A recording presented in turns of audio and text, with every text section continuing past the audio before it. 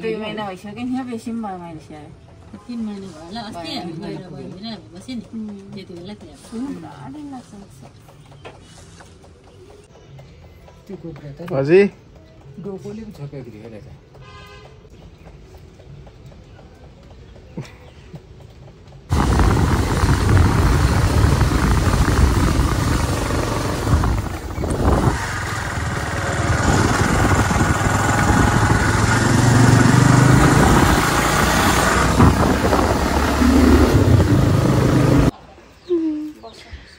दसैँ कस्तो हुँदैछ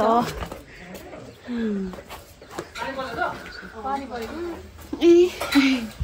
दसैँ कस्तो हुँदैछ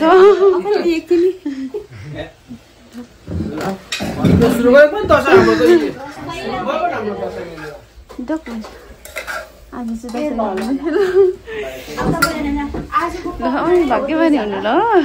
पाहुना आइपुग्यो नि टाढो नेपालबाट गाडी नपाइला बाटो ब्लक भएर टिकट नपाएर गाडी नपाएर बल्ल बल्ल आइपुगेको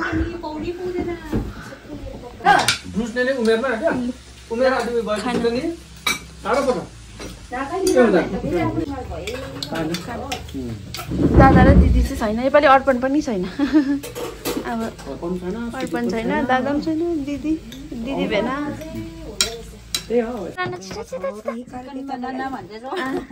छिटो चिकन भेन्दैन गरिदिनु छिटो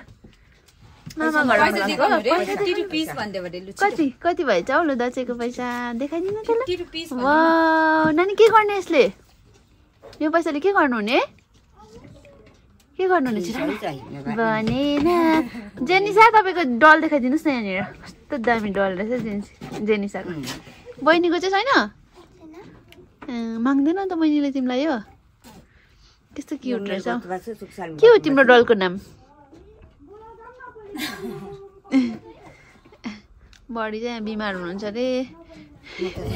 ममतामा विशाखाले आइज बाहिर भने म मर्नु आँटेको नखिच भने फोटो खिच्नु उनीहरू चाहिँ खिचिराख्नु है फोटो सुमानले पनि बोलाउँछ बडी बिमार हुनुहुँदो रहेछ नि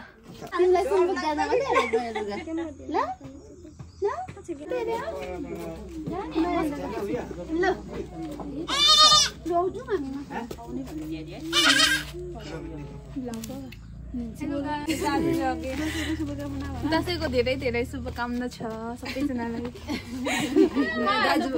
निनीलाई भने न सबैजनालाई भने न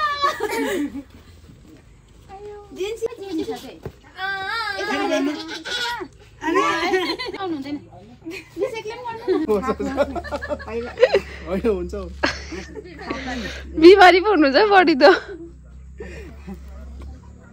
ला पर्दैन नि बडी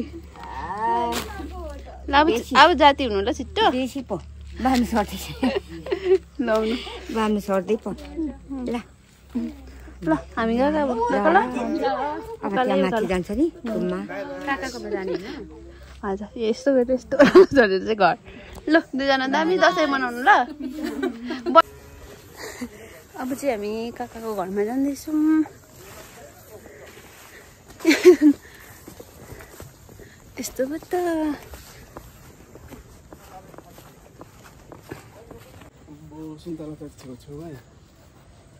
सुन्तला हेर्नु सक्नुहुन्छ योपालि दसैँ छिटो भएको कारणले गर्दाखेरि चाहिँ सुन्तला यहाँ पाकेको छैन गीताञ्जली चाहिँ पर्खेर फेर्दा पनि भइसक्यो होला कि कस्तो दामी देख्छ भ्यू यहाँबाट चाहिँ भ्यू चाहिँ यो चाहिँ हो यो चाहिँ मूल घर हो पहिला हाम्रो बाजेहरूको मूल घर जेठा बाजे चाहिँ यता तल सर्नु भएको कान्छा बाजेहरू चाहिँ यता माथि हो अहिले चाहिँ यहाँनिर अमिस सुत्छ होला नि अमिस घरमै अमिस रहेछ भित्र चाहिँ यहाँनिर काकाको घर कत्रो है कस्तो दामी देखेको भ्यू हेर्नु न आमामा काकाको सिमी हेर्नु सिमी घिउबडी सिमी अम्बो रहेछ त हौ है 1 केजी जस्तो माग्ला जस्तो छ त हौ काकालाई सिमी रोप्नु भएको छ काकाले अँगनमा पनि यता तल चाहिँ घर छ हाम्रो पाहुना आएछ है पाहुना आएको छ होला घरमा यहाँ उकालो चाहिँ काकाको घर हो यहाँ अम्बक कस्तो मिठो खालको हेर्नु त यहाँ हो अम्बक मिठो खालको छ नि खाइला चाहिँ मैले आमामा खाएकै काकाको घरमा अहिले चाहिँ हामी यहाँनिर काकाको मामा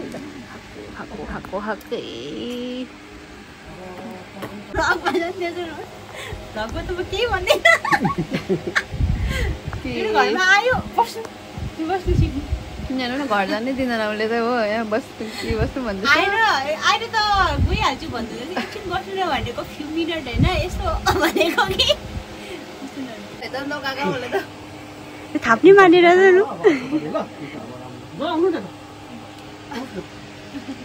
भेडाजु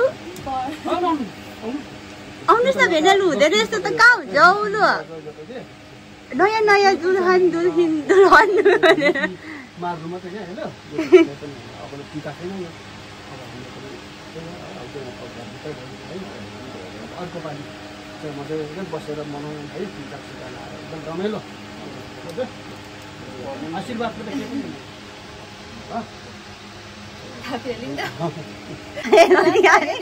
मैले थाप्नु नमानेर नै हालेको ल यसै